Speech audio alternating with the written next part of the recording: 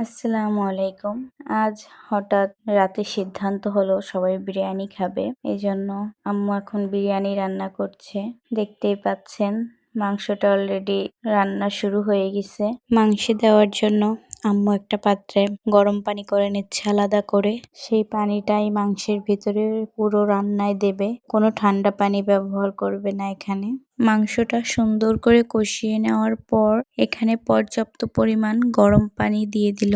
গরম পানি দিয়ে এই পর্যায়ে আরো কিছুক্ষণ রান্না করে নেবে। এবার দেখতে পাচ্ছেন এখানে কিছু পেঁয়াজ বেরেস্তা করে নেওয়া হচ্ছে। তারপরে চাল আর শুকনো উপকরণগুলো একসঙ্গে মিশিয়ে রাখা হয়েছে। আর এইটা হলো ঘি আর দুধের একটা মিশ্রণ। এইটা বিরিয়ানির খুবই গুরুত্বপূর্ণ একটি পার্ট। আমাদের মাংসটা অলরেডি রান্না হয়ে গেছে। এবার এখানে আগেই যে পেঁয়াজ বেরেস্তা করে রেখেছিল সেই পেঁয়াজ বেরেস্তাগুলোই এখন এখানে দিয়ে দিল।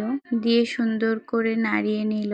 এবার এ পর্যায়ে এখানে দিয়ে দিল চাল, কিশমিশ, দারচিনি, লবঙ্গ, তেজপাতা, সব ধরনের শুকনো যে মশলাগুলো থাকে সেগুলা দিয়ে চালটাও সুন্দর করে নাড়িয়ে দিল যাতে কোনো প্রকার দানা না থাকে।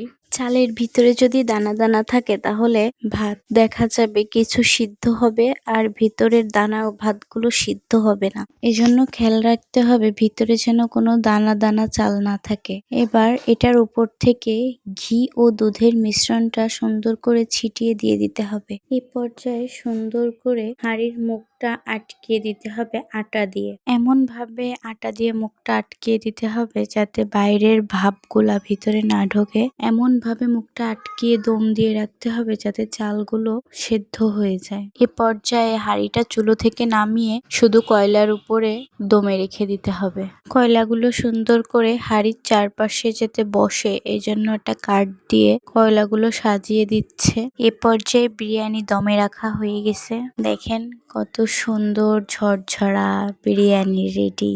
কার কার বিরিয়ানি পছন্দ অবশ্যই কমেন্ট করে জানাবেন।